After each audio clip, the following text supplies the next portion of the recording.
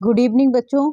आज हम आपको प्राचीन और मध्यकालीन भारत के बारे में पढ़ाना शुरू करेंगे और इसका पहला जो चैप्टर है उसको पढ़ाना शुरू करेंगे। सबसे पहला है आपका प्राचीन भारत। सबसे पहले हम आपको प्राचीन भारत के बारे में पढ़ाएंगे।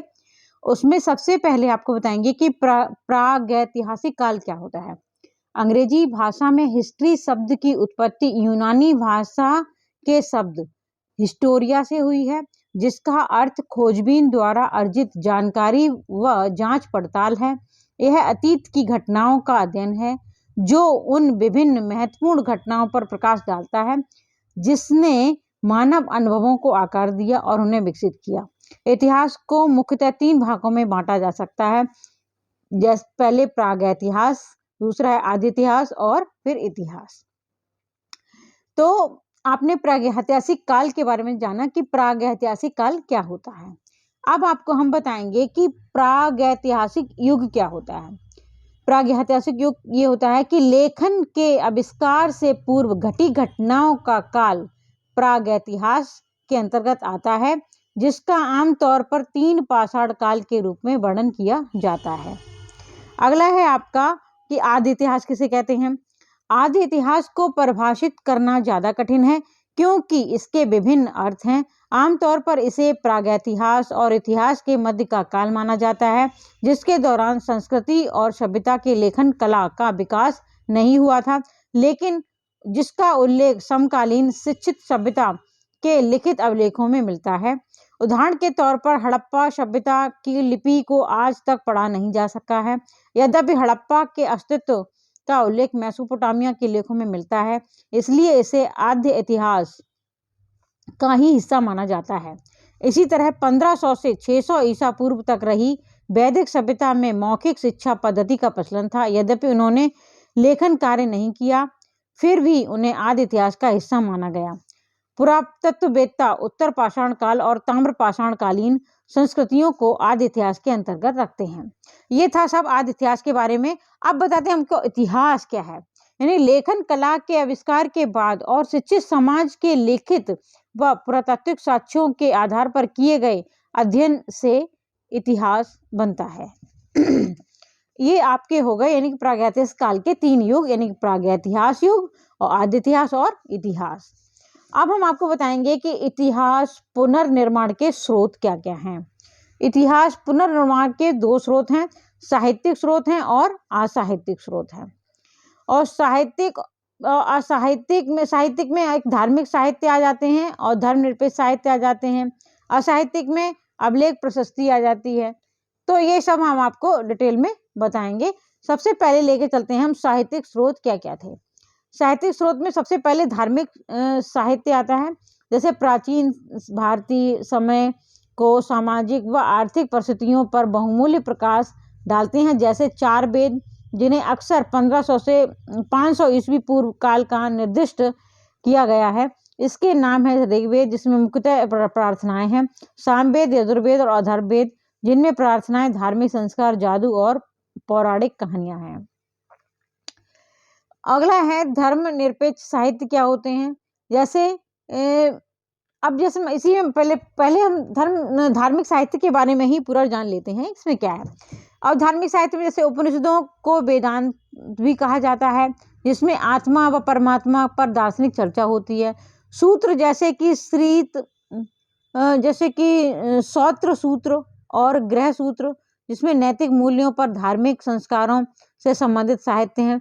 रामायण और महाभारत जैसे महाकाव्य, पाली भाषा में लिखित बौद्ध धार्मिक ग्रंथ, जिन्हें आमतौर पर त्रिपिटक 3 टोकरियों के रूप में जाना जाता है, जो कि सुत्त पिटक, विनय पिटक और अभिधम्ब पिटक हैं।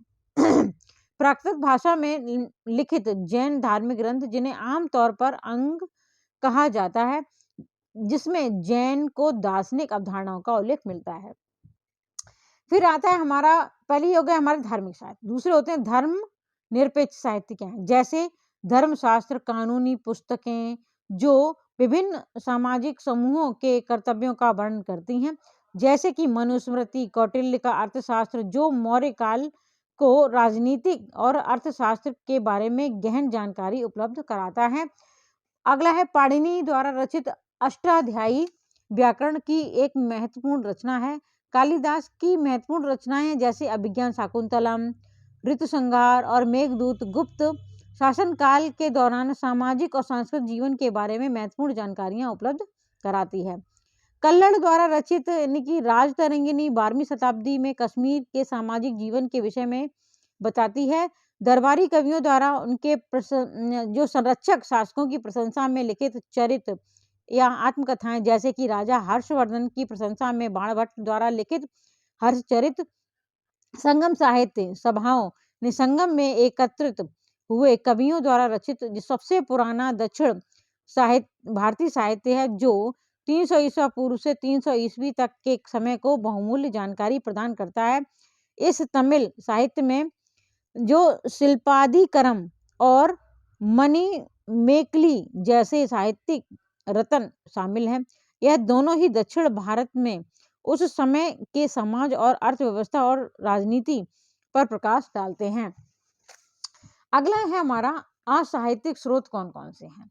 असाहित्यिक स्रोत में जैसे अभिलेख प्रशस्ति है, जैसे पत्थरों और तांबे जैसे कठोर धातुओं पर उकेरे गए लेख, जिसमें आमतौर पर कुछ उपलब्धियां और विचार उल्लेखित किए गए हैं जो हमें प्राचीन काल के विभिन्न धर्मों और प्रशासनिक नीतियों को समझने में मदद करते हैं।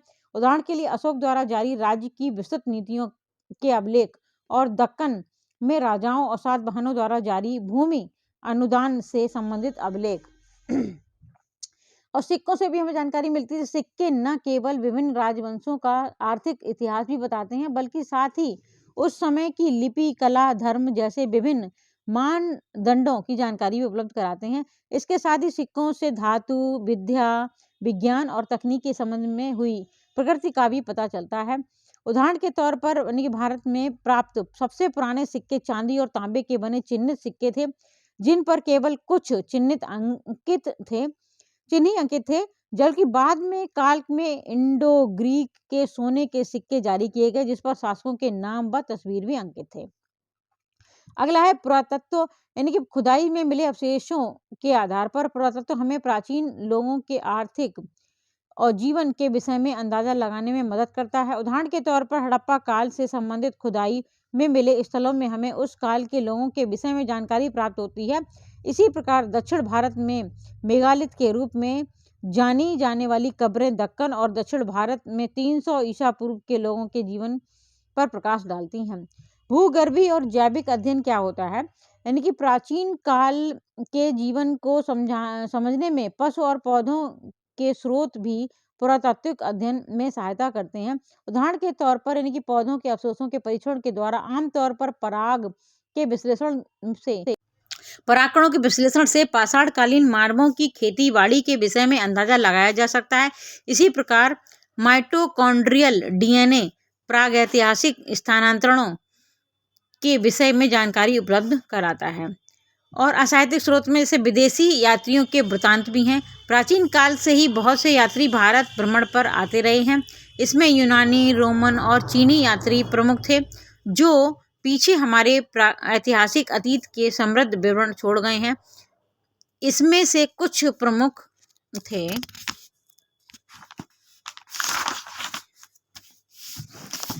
जैसे यूनानी राजदूत मेगास्थनीज ने इंडिका लिखी और मौर्य काल के समाज व प्रशासन के विषय में बहुमूल्य जानकारी उपलब्ध करवाई।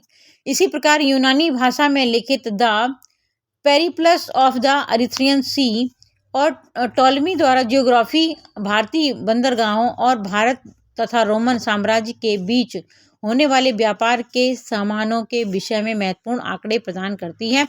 500 ईस्वी में भारत आए बौद्ध यात्री फाहान ने गुप्त काल के जीवंत विवरण प्रस्तुत किए हैं।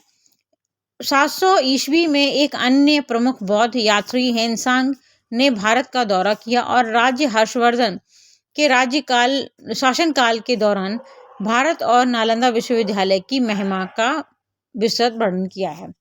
ठीक है बच्चों, मैंने आज आपको प्रागैतिहासिक काल के बारे में बता दिया है और इसके स्रोत भी बता दिए हैं और इसके योग भी बता दिए हैं। जैसे प्रागैतिहासिक युग है, प्रागैतिहासिक काल को 3 भागों में बांटा मैंने, प्रागैतिहासिक युग, आदिइतिहास युग और इतिहास।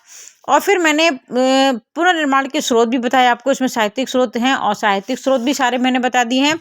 और आशा करती हूँ आप इसको लगातार पढ़ते रहेंगे, और मैंने इसका बहुत सही से वर्णन किया है। आप लोग इसके नोट्स भी लगातार साथ साथ बनाते जाएंगे तो आपको इसमें बहुत फ़ायदा होगा।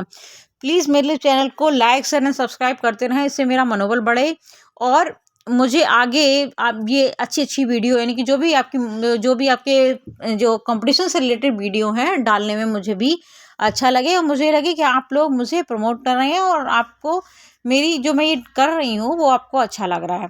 तो प्लीज़ मेरे चैनल को लाइक शेयर एंड सब्सक्राइब कीजिए। जय हिंद, जय भारत, और सभी को मैं आगे ऑफिसर बनने के लिए बधाई देती हूँ। आप लोग अगर मेहनत करेंगे तो कोई बहुत बड़ी बात नहीं है, आप लोग बन सकते हैं। आप लोग भी इंसान हैं, जो और होते हैं वो भी इंसान ही होते हैं, कोई ऊपर भगवान उन्हें कोई स्पेशल नहीं बनाता है। हम लोगों जैसे इंसान होते हैं, लेकिन वो थोड़ी उनकी मेहनत थोड़ी डिफरेंट होती है, दूसरे तरीके की होती है। देखिए आपको पता है, मैं स्टार्टिंग से पढ़ा रही हूँ, ऑथेंटिक बुकों से पढ़ा रही हूँ, उसमें टाइम तो लगेगा ही लगेगा। हो सकता है आप लेकिन जो भी मैं पढ़ाऊँगी वो बिल्कुल बहुत बढ़िया होगा, आप उसको पढ़ते जाएँगे, आपको दोबारा please like share and subscribe my channel. ऐसे ही ऑथेंटिक वीडियो पाने के लिए प्लीज़ मेरे चैनल को लाइक शेयर एंड सब्सक्राइब करें। जय हिंद, जय भारत।